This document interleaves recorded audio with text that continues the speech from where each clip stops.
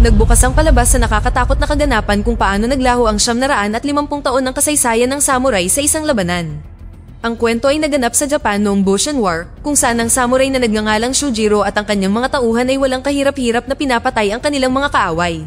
Di nagtagal, pinangunahan ni Shujiro ang kanyang hukbo patungo sa tagumpay matapos pugutan ng ulo ang commander ng kaaway. Nagsimulang magdiwang ang kanyang koponan at itinaas ang puting usok bilang senyales upang kumpirmahin ang kanilang panalo, ngunit ang kanilang tagumpay ay hindi nagtagal nang biglang pumutok ang kanyan sa ibabaw ng battlefield. Si Shujiro na natataranta ay sumigaw para sa kanyang mga tauhan na huminto, ngunit namatay ang lahat, naiwan siyang nag-iisang nakaligtas. Naputol ang eksena sa isang dekadang nakalipas nang magising si Shujiro mula sa bangungot na ito. Lumalabas na tinutukoy ngayon ng bagong gobyerno ng Meiji ang samurai bilang Shizuko at inalis sa kanila ang mga pribilehiyo at opisyal na posisyon. Ang masaklap pa, sumiklab ang cholera virus sa bansa at ang asawa ni Shujiro at anak na babae ay nahawaan din ng sakit, bagaman ang anak na lalaki ay maayos sa ngayon. Kaya, para makakuha ng pera para sa pagpapagamot, dinala ni Shujiro ang kanyang espada sa lokal na mga ngalakal para ibenta, ngunit tumanggi ang lalaki dahil ipinagbabawal ito ng gobyerno, bagaman nagpakita siya ng kaunting pakikiramay sa dating samurai at binigyan siya ng asin at asukal ng libre. Habang pauwi, napansin ni Shujiro ang maraming tao na nag-uusap tungkol sa patalastas at nalaman niyang may nagre-recruit ng mga eksperto sa martial arts para sa tournament. Ang lugar ng pagpupulong ay sa Tenryuji Temple sa Kyoto na may premyo na 100,000 yen para sa mananalo. Kinuha ni Shujiro ang flyer, ngunit nang bumalik siya sa bahay, namatay ang anak na babae na labis na ikinalungkot ng kanyang mga magulang. Pagkatapos ng cremation, sinabi ni Shujiro sa kanyang asawa na nakahanap siya ng oportunidad sa trabaho na magpoprotekta sa kanilang pamilya at ang buong nayon. Medyo nag-aalala ang babae, kaya ipinangako ni Shujiro na hindi siya lalaban gamit ang kanyang espada maliban kung talagang kailangan niya. Kasunod nito, nagtungo si Shujiro sa Kyoto at sa kalaunan ay nakarating sa templo kung saan nakatakda ang pulong. Lumalabas na ang anunsyo ay nakaakit ng mga kalahok mula sa buong bansa at mayroong kabuuang 272 kalahok. Hindi nagtagal, lumitaw ang isang opisyal na nagngangalang Enjo at ipinakilala ang kompetisyon na isang nakamamatay na laro na tinatawag na Kadoko. Ipinakita pa niya sa kanila ang ilan sa mga kayamanan upang patunayan na totoo ang pabuya at may pagkakataon silang manalo. Nagbabala siya na sa sandaling sumali sila, hindi sila maaaring umatras sa anumang dahilan. Kaya, mayroon pa silang sandali para umurong. Sunod, binigyan sila ni Enjo ng 30 segundo upang umalis, ngunit ang mga desididong kalahok ay nagpasya na sumali, na kinumbinsi ng nakakaakit na gantimpalang pera. Ilang sandali pa, isang pulis mula sa Kyoto ang lumitaw sa harap nila at nagutos na itigil ang laro. Hiniling niyang malaman kung sino ang organizer ng larong ito at plano niyang arestuhin sila dahil sa paglabag sa pagbabawal ng espada. Gayunpaman, habang papalapit ang opisyal, ang kanang kamay ni Enjo, si Sakura, ay humakbang pasulong at hiniwa ang kanyang ulo, na ikinasindak ng lahat at nabigla. Sa sandaling nakumpirma ng lahat ang kanilang paglahok, inilabas ni Enjo ang isang mapa at ipinaliwanag ang mga patakaran. Ang 272 na pinagsama-samang samurai ay dapat maglakbay mula Kyoto hanggang Tokyo. Sa daan, mayroong 7 checkpoint at para magpatuloy sa susunod na yugto, dapat silang mangolekta ng tiyak na bilang ng mga tag. Ang unang checkpoint sa gate ng templo ay nangangailangan ng 2 tag, habang ang pangwakas na tagumpay sa Tokyo ay nangangailangan ng 30. Kasunod nito, ang lahat ng kalahok ay binigyan ng tag. At lumalabas na para magpatuloy, dapat silang mangolekta ng higit pa sa pamamagitan ng pagpatay sa iba at pagkuha ng kanilang mga tag. Dapat nilang isuot ang kwintas na tag sa lahat ng oras. At kung may sumubok na tanggalin ito, mayroon silang 10 segundo upang mabawi ito o mamamatay sila. Hindi nila maaaring sabihin sa sino man sa labas ng templo ang tungkol sa laro at mayroon silang 1 buwan upang maabot ang huling destinasyon. Nang marinig ito, marami sa mga kalahok ang nataranta at nagtangkang tumakas ngunit agad silang binaril ng mga gwardya. Sa lalong madaling panahon, nagsimula ang laro at ang samurai ay nauwi sa karahasan, paglaslas, pananaksak at pagkuha ng mga tag. Samantala, nanginginig ang mga kamay ni Shujiro mula sa PTSD at hindi niya inaatake ang sinuman. Napako ang kanyang mga mata sa isang batang babae mula sa karamihan na nagpapaalala sa kanya sa sariling anak na babae. Naawa siya sa kawawang babae at nilapitan siya upang protektahan ito. Nang maglaon, dumating sila sa bakuran at sinubukang magnakaw ng tag mula sa isang namatay na kalaban. Kumuha sila ng defensive position malapit sa torch tower nang biglang agawin ng isang tusong katunggali ang tag mula sa babae. Tinutukan siya ng sniper, nagsimula ng countdown, ngunit umakyat si Shujiro sa tamang oras upang mabawi ang mahalagang tag habang nag-aagawan din ang mga kalaban. Nang ibagsak ng isang pulutong ng mga thug ang tore sa malapit na lawa, dinala ni Shujiro ang babae sa kalapit na bahay upang magtago. Sa sandaling ito, ipinakilala ng batang babae ang kanyang sarili bilang si Futaba at ipinaliwanag na nandito siya dahil kailangan niya ng pera para sa pagpapagamot ng kanyang ina. Inutusan siya ni Shujiro na manatiling malapit at nangako na tutulungan niya itong makaligtas. Pagkatapos ay napansin nila ang isang patay na kalahok at sinubukang kunin ang tag, ngunit biglang lumitaw ang isa pang kalahok na nagngangalang Kyojin. Sinabi niya na wala siyang balak na patayin sila at ibinigay pa sa kanila ang tag. Pagkatapos ay lumabas sina Shujiro at Futaba, kung saan nagawa nilang umalis sa templo na may sapat na mga tag upang umabante sa susunod na round. Ipinakita nila ang kanilang mga tag kay Enjo, na bumati sa kanila at nag-wish ng ligtas na paglalakbay. Sa hindi kalayuan, makikita ang 4 na VIP businessman na nagiinuman at nanonood ng kompetisyon para sa kanilang libangan. Hindi nagtagal ay nakatanggap sila ng liham mula sa organizer na nagsasaad na ang samurai ay mga relic na nabulag ng pagmamataas at ang Kadoko ay sinadya upang hayaan silang sirain ang kanilang sarili bago tapusin ang kanilang alamat para sa ikabubuti. Samantala, nakatakas sina Shujiro at Futaba sa bayan para lamang makaharap ang isang mapanganib na kalahok na nagngangalang Kanja. Lumalabas na naghintay siya ng 10 taon upang patayin si Shujiro at tinawag siyang Kokusho, ang Manslayer. Sumugod siya kay Shujiro at ipinakita sa screen na mayroon na lamang 128 samurai na natitira sa kompetisyon. Kasunod nito, nagkaroon ng matinding away ang dalawang lalaki, nagtama ang kanilang mga espada, dahilan para mataranta si Futaba at tumakas. Napansin natin na si Shujiro ay nakakaranas pa rin ng PTSD mula sa digmaan at ang kanyang mga kamay ay nanginginig sa buong oras. Pagkatapos ng mahabang laban, sa huli ay nagtagumpay siya sa kanyang kalaban, ngunit hindi niya kayang patayin siya. Sinimulan siyang sigawan ni Kanja habang bumalik si Futaba na may dalang kabayo, pagkatapos ay umalis sila ni Shujiro sa eksena. Makalipas ang ilang sandali, dumating ang dalawa sa bahay panuluyan upang magpalipas ng gabi, kung saan pinayuhan ni Shujiro si Futaba na tanggalin ang tag sa umaga at tumakas mula sa kompetisyon, ngunit tumanggi siya at sinabing kailangan niya ng pera para sa may sakit na ina at grupo ng mga batang nayon na dumaranas ng cholera. Gayunpaman, ang kanilang pag-uusap ay biglang naputol ng pagdating ni Kyojin na tumulong sa kanila sa templo kanina. Pagkatapos ay tinawag niya si Shujiro bilang si Kokusho ang Manslayer, kaya nagtanong ang huli kung paano niya nalaman ang kanyang pangalan.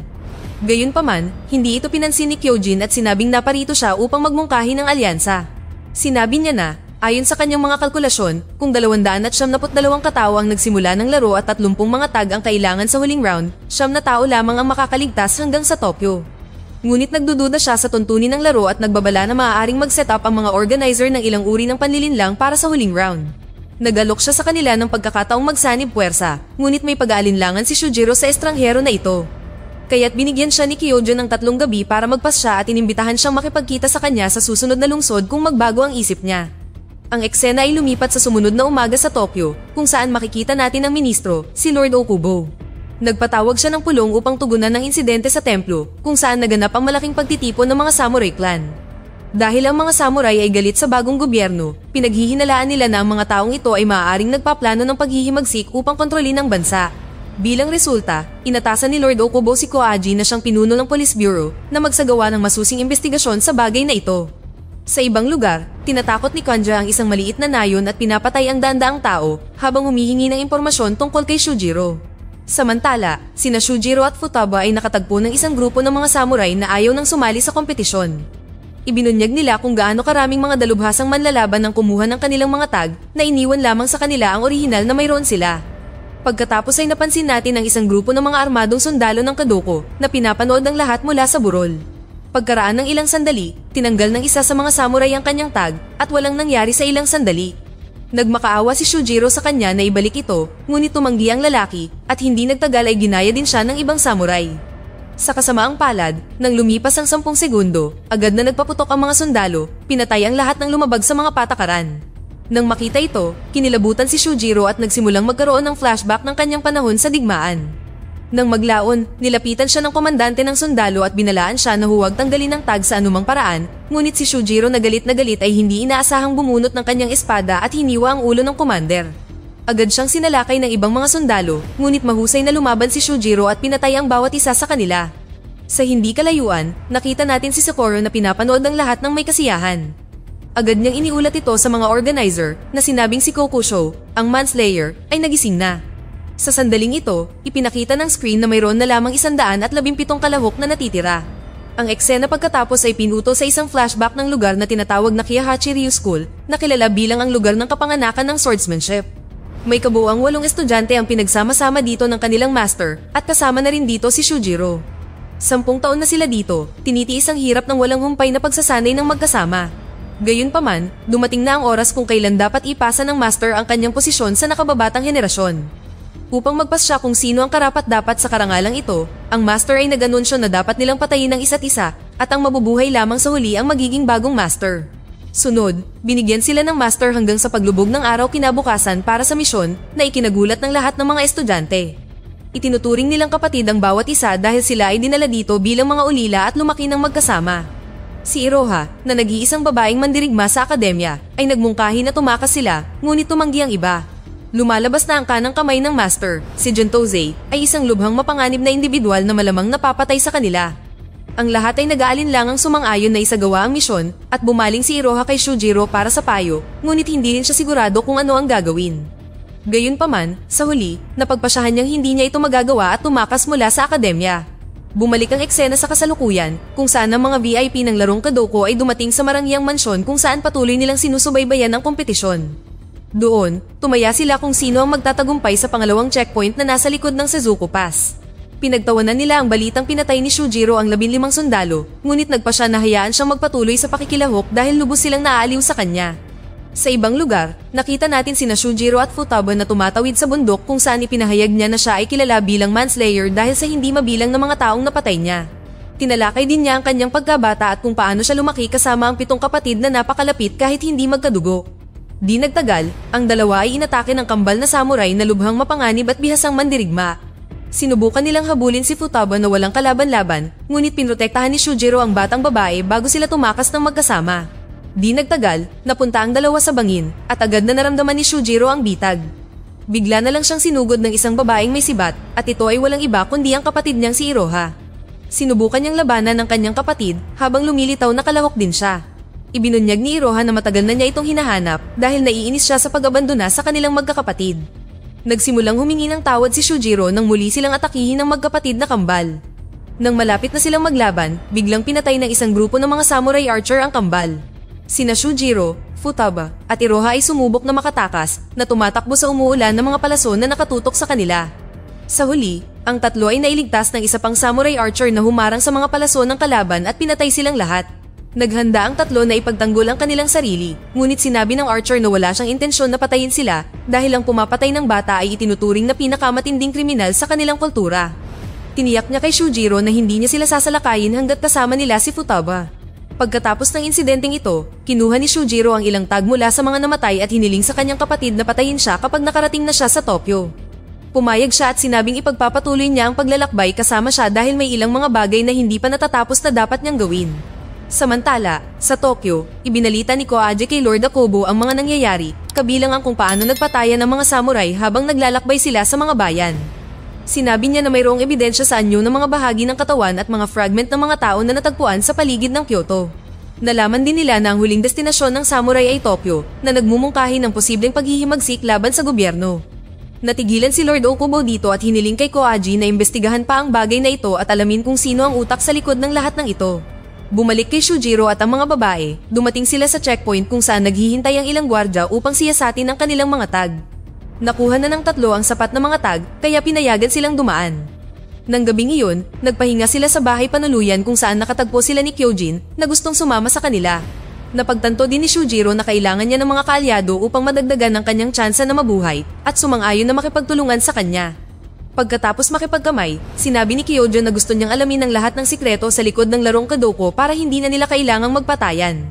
Nangako siyang mag-aayos ng eksperimento sa umaga at pinayuhan silang magpahinga. Dito na nagtatapos ang ating kwento. Sana ay nagustuhan nyo. Mag-subscribe na kung hindi ka pa nakasubscribe, pindutin na rin ang notification bell at like button upang matulungan ang channel at mag-iwan na rin ng komento.